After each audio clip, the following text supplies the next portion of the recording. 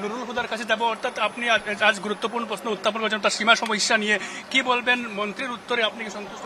না না, মন্ত্রী সন্তোষের উত্তর দিতে পারে নাই। সীমা সমস্যা আজকে নতুন সমস্যা নয়।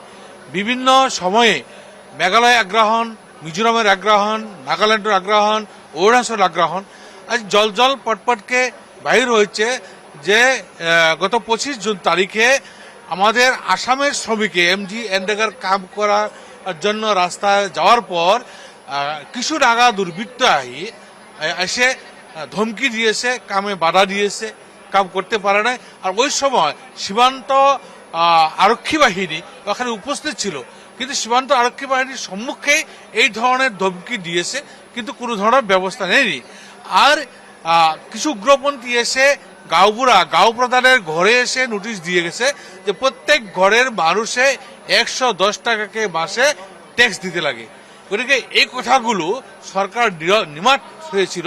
তবে আজকে আমি এই কথা উত্থাপন করার পর সন্তোষজনক কিন্তু উত্তর পাইনি।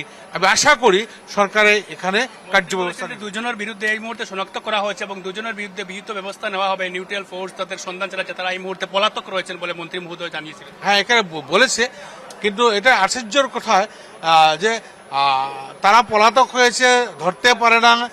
যখন নাকি আসামের সীমান্ত আরক্ষী বাহিনীর সম্মুখে যখন বাধা দিচ্ছিল, তখন আরক্ষী কি করেছিল? তখন তো ব্যবস্থা নেওয়া উচিত ছিল। তো ওনাদের সম্মুখে বাধা দিয়েছিল।